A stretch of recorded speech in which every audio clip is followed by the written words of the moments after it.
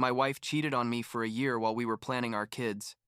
3 years later, her parents begged me to see her die in the hospital, but my answer left them speechless.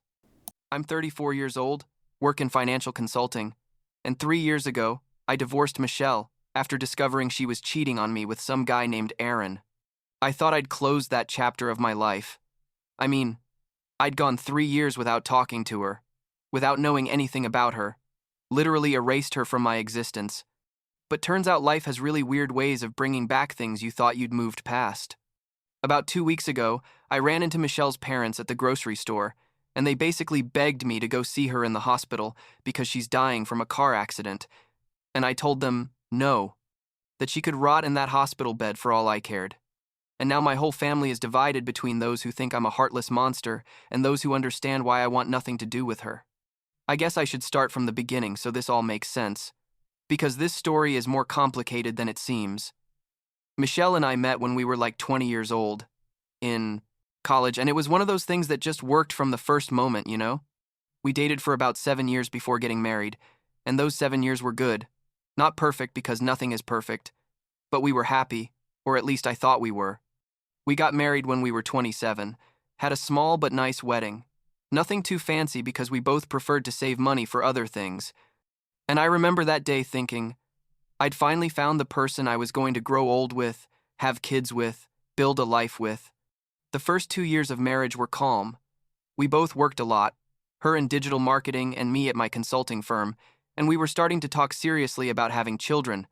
Like we already had a specific savings account for that, and we'd been looking at bigger houses in better neighborhoods because our apartment was too small for a family. Everything seemed to be going according to plan, you know what I mean? But then, like 2 months before our second wedding anniversary, I came home early one day because a meeting got canceled last minute. Michelle was in the shower, and her phone wouldn't stop ringing on the kitchen table. And normally I'm not one of those people who checks their partner's phone, because I've always thought that if there's no trust, there's nothing. But the phone rang like 15 times in a row, and I thought maybe it was an emergency or something important from work. I grabbed the phone and saw they were messages from a contact saved as Aaron Work, and the first notification I saw said something about not being able to wait to see her again, and I just stood there like an idiot trying to process what I was reading. I opened the messages, didn't need a password because the phone was unlocked, and basically read a complete conversation between Michelle and this guy Aaron, who clearly wasn't just a work colleague. They talked about hotels, about meetups, about how much they missed each other when they couldn't see each other, and there were photos that definitely weren't appropriate to share with a coworker. I don't know how long I stood there reading those messages, honestly, but when Michelle came out of the shower wrapped in a towel and saw me with her phone in my hand, her face completely changed. She tried to explain it, said it wasn't what it looked like, but I just asked her how long it had been going on, and she was quiet for a long time before admitting they'd been seeing each other for almost a year. And a whole year while I was there like an idiot planning our future, looking at houses, opening savings accounts for our future children that were never going to exist. I asked her why. That stupid question everyone asks, even though the answer is never enough. And she started crying and saying she didn't know what was wrong with her, that I was a good husband but she'd felt lonely because I worked so much, that Aaron gave her attention in ways I no longer did. All that garbage people say, when they want to justify the unjustifiable. I told her to leave the house that same night, and she begged me to talk, that we could go to couples therapy, that she'd end things with Aaron immediately, that she'd do whatever it took to fix this. But I'd already made my decision the moment I saw those messages. I mean, there was no going back for me because trust is like a glass, right? Once it breaks, you can glue it back together, but the cracks will always be there. The next day, I hired a lawyer and started the divorce process. And thank God we'd signed a prenup when we got married because my dad insisted on that. He worked in law and was always very careful about that kind of thing. So the divorce was relatively clean in financial terms. She tried to contact me like 1,000 times during those months. Text messages, emails, even showed up at my office once, but I just ignored her because I had nothing to say to her. The divorce was finalized about 6 months after I discovered everything, and I basically dedicated myself to rebuilding my life from scratch. I moved to a new apartment in another part of the city, changed gyms, avoided the places we used to go together, and blocked her number and all her social media because I didn't want to know anything about her. My friends and family at first tried to be understanding, but after a while they started with that thing about how I should forgive and move on, as if forgiving was something you just do because enough time has passed. I went to therapy for like a year and a half, not because I was depressed or anything, but because my sister Jennifer, who's a psychologist, convinced me I needed to process all this in a healthy way instead of just burying it and pretending it never happened. And therapy helped, honestly. It helped me understand that what Michelle did had nothing to do with me, that her decisions were her decisions, and I didn't have to carry that guilt of wondering what I did wrong or what I could have done differently. During these 3 years, I basically remade my life completely. I focused on my work and did really well, got a promotion I'd been chasing for a long time, started dating again after like 2 years of not wanting to know anything about dating, and I got to a point where I could go whole days without thinking about Michelle or what happened. I'm not saying I'd completely gotten over it, but at least it didn't hurt the way it hurt at the beginning, you know? I no longer felt that constant anger in my chest. Every time I thought about her or Aaron, I no longer woke up at night thinking about all the times she lied to my face while sleeping with another guy. I'd reached a place of indifference, which I think is better than forgiveness, because forgiveness implies you still care enough to let something go, but indifference is just not feeling anything at all. And then 2 weeks ago, I was at the grocery store buying stuff for dinner. It was a Saturday afternoon and the place was packed as always, and while I was in the produce section, someone tapped me on the shoulder. I turned around, and it was Diane, Michelle's mom, and next to her was George, her dad, and they both looked terrible, like they'd aged 10 years in these 3 years I hadn't seen them. Diane had red eyes like she'd been crying, and George looked completely devastated. And before I could say anything, Deanne grabbed my arm and said, "Please, Christopher, we need to talk to you. It's about Michelle." I instinctively took a step back because I didn't want to hear anything about Michelle. Literally nothing. But George told me to please give them just 5 minutes, that it was important, that it was urgent. I took them to the parking lot because I didn't want to have that conversation in the middle of the grocery store with people around. And that's where they told me Michelle had been in a car accident about 2 weeks earlier, that it had been serious, that she was in the hospital, and the doctors didn't think she was going to survive. Deanne started crying as she told me Michelle had been asking for me, that she wanted to see me, that she needed to talk to me before it was too late, and please, would I consider going to visit her, even if just for a few minutes? I stood there, processing all this, and the first emotion I felt wasn't sadness or worry. It was something more like anger, mixed with a kind of dark satisfaction that I'm not proud to admit. But that's what I felt. And the next thing I felt was a total rejection of the idea of getting involved in Michelle's life in any way, because I'd worked really hard for 3 years to get her out of my life, and I wasn't going to let her drag me back in just because she was dying now. I told Diane and George, pretty clearly and without much tact, honestly, that I had no interest in seeing Michelle, that whatever was happening to her wasn't my problem, and they had no right to ask me this. After their daughter destroyed our marriage and my trust in the cruelest way possible. Diane told me she understood I was angry, but this was different. That Michelle was dying and deserved the chance to apologize properly. And I said something that was definitely too far, but that came out unfiltered in that moment. I told her Michelle could rot in that hospital bed for all I cared, that I didn't owe her anything, not even my presence in her final days, and if they wanted someone to be with her, maybe they should call Aaron. George looked at me like I'd hit him, and Diane started sobbing harder, and I just turned around and left without saying anything else. I got to my apartment and felt good for like half an hour, like I felt I'd defended my boundaries and hadn't let them emotionally manipulate me. But then, the messages started coming. First was my sister Jennifer, telling me Michelle's parents had called her crying, telling her what happened and how could I be so cruel. Then it was my mom, Elizabeth, saying we needed to talk.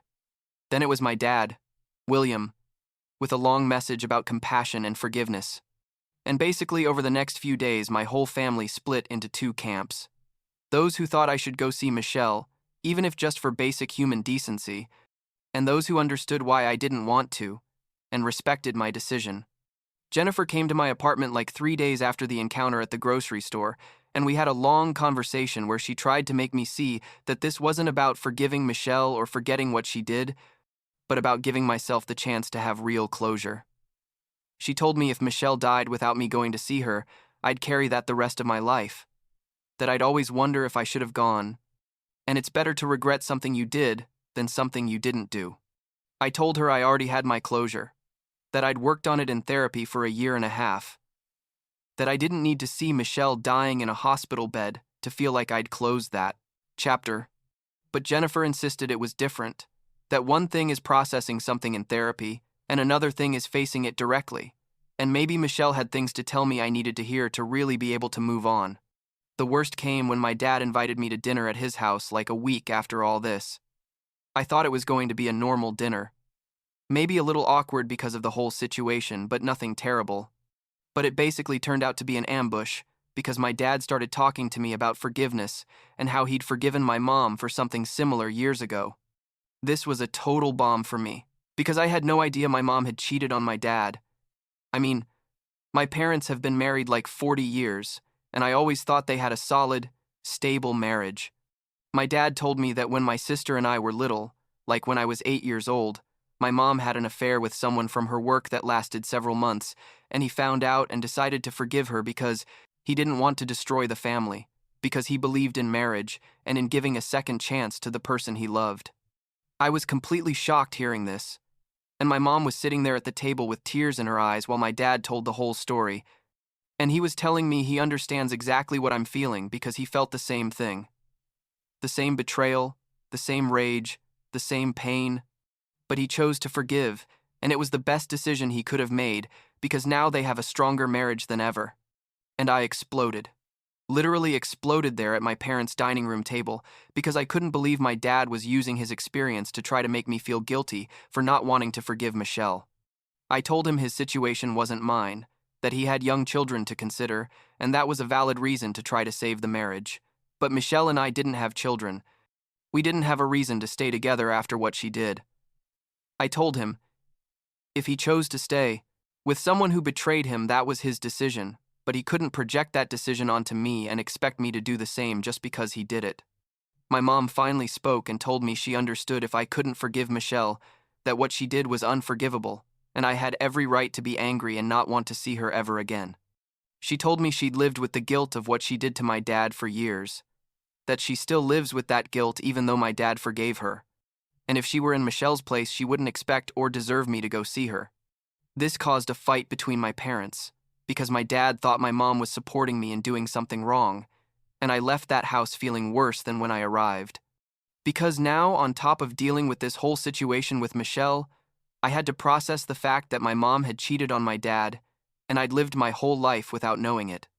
Like 4 more days passed and I was trying to continue with my normal life, working, going to the gym, going out with friends on weekends, but I constantly had this thing in the back of my mind bothering me, this question of whether I should go or not go see Michelle.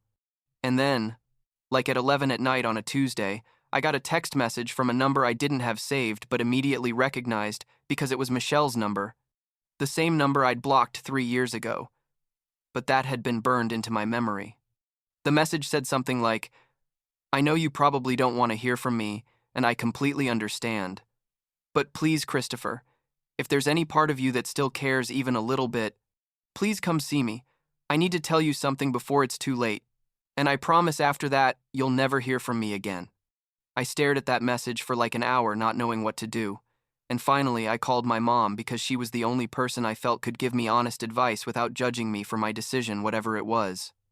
My mom came to my apartment, like at midnight, and we sat on my couch and she asked me what was really preventing me from going to see Michelle, if it was fear of feeling something again, or if it was genuinely that I didn't care at all. And I told her it was both, that I was afraid seeing Michelle dying would awaken feelings I'd worked really hard to bury, but also I genuinely didn't know if I cared enough to subject myself to that.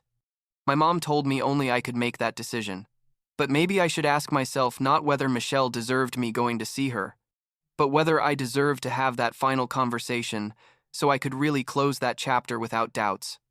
The next day I called the hospital and asked about Michelle, and the nurse told me she was in the intensive care unit and was very critical, that her condition had deteriorated significantly in recent days, and she probably didn't have much time left. I asked the nurse if Michelle was conscious, and she told me she went in and out of consciousness, but in her lucid moments, she was alert and could communicate. I hung up the phone and sat in my office feeling like I had a rock in my stomach. Because now this was real, in a way it hadn't been before. Michelle really was dying, and if I didn't go see her soon, I wouldn't have the option to do it, even if I changed my mind later. That night, like at 2 in the morning, I found myself driving to the hospital without having consciously made the decision to go, like my body decided for me. And suddenly, I was there in the hospital parking lot, looking at the building and trying to convince myself to go in. I stayed in my car for like 40 minutes debating with myself, thinking about all the reasons why I shouldn't be there, thinking about all the work I'd done in therapy to get to where I was, thinking about how seeing Michelle could undo all that progress. But I was also thinking about what my mom said, about deserving to have that final conversation, and what Jennifer said about carrying the regret of not having gone when I had the chance. I finally went into the hospital, told the night receptionist I was there to see Michelle, and she gave me a visitor pass and directions to get to the ICU. I went up in the elevator feeling like I was in some kind of dream, like everything felt surreal and distant, and when I got to Michelle's room, I stood outside the door for several minutes before finally deciding to knock. A nurse opened and asked who I was. I told her I was her ex-husband and Michelle had asked to see me, and the nurse nodded and let me in, saying Michelle was awake but asked me to be brief because she needed to rest.